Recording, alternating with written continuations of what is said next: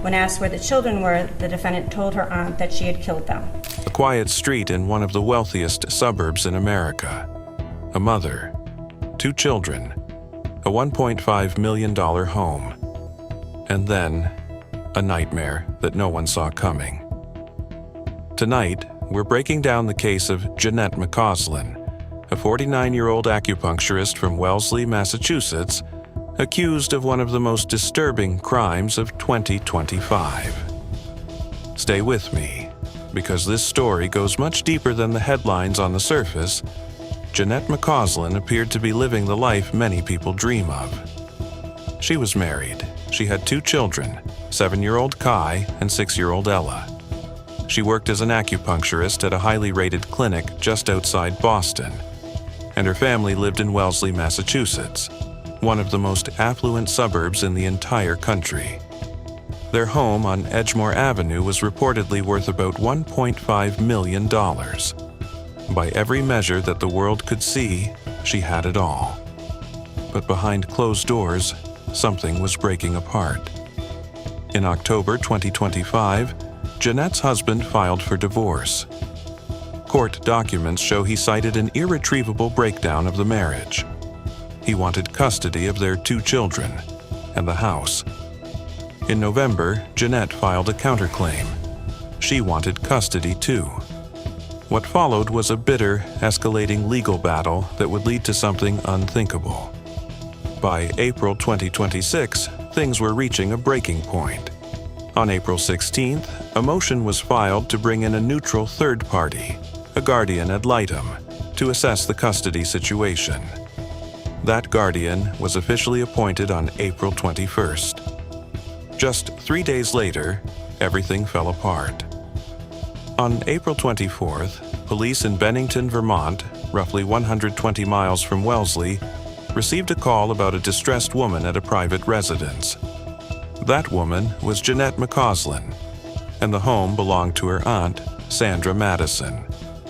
According to prosecutors, Sandra wasn't expecting her niece. Late that evening, someone knocked on her window. At first, she didn't even recognize her own niece. The woman outside was hysterical. She had a large, deep gash across her throat, and the blood, prosecutors noted, was already dry. Sandra brought her niece inside and tried to calm her down. Janette told her aunt that she had tried to take her own life.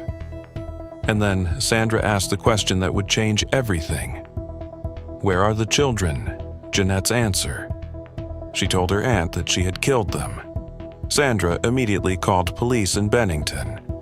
Bennington police then contacted the Wellesley Police Department in Massachusetts and asked them to conduct a welfare check at the home on Edgemore Avenue.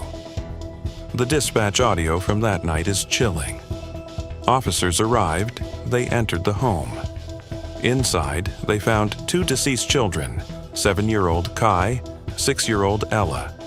EMS was called and then quickly canceled. It was too late. Within the hour, officers reached the children's father by phone. According to the dispatch audio, he was inconsolable. He already knew.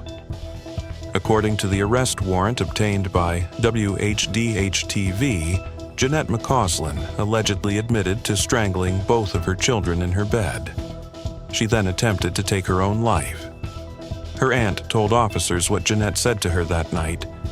"I wanted the 3 of us to go to God together, but it didn't work." Those words became central to the prosecution's case. Janette was arrested in Vermont, made a brief court appearance there, and was then extradited back to Massachusetts. Her attorney entered a not guilty plea on her behalf. At a hearing in Dedham District Court, prosecutors requested she be held without bond. The judge agreed.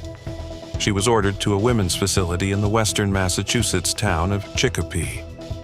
Her next court date, a probable cause hearing, is scheduled for July 13th.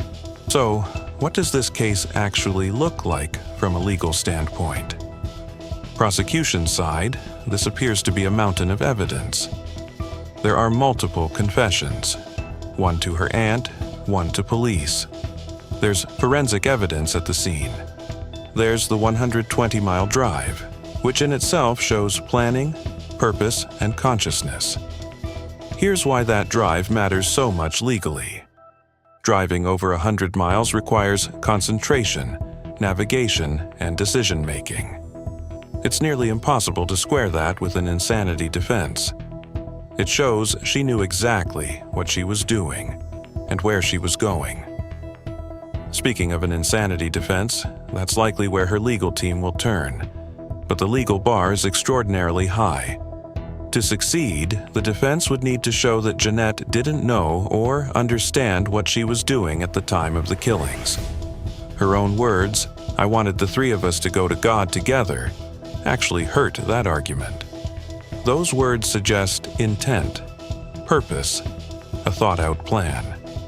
Having mental health struggles is not, on its own, a defense to murder. So what's the realistic outcome here? Many legal experts believe the defense will push for a plea deal. Without the death penalty in Massachusetts, the worst outcome at trial is life in prison. Given that she's 49, even a deal involving 20 to 30 years would still take her well into her 70s or beyond.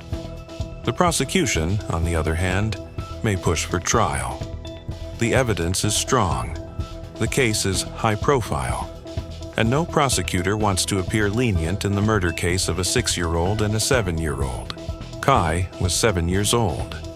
Ella was 6. Whatever was happening in that household, whatever pain, whatever pressure, whatever breakdown was unfolding, 2 children paid the price. We'll continue to follow this case as it moves toward the July hearing. If this story affected you, if it made you think, please share it. Not for the views, but because these children deserve to be remembered. Subscribe for weekly true crime coverage. Hit the like button if this breakdown helped you understand the case. Drop a comment below. What do you think the defense will argue? See you in the next one.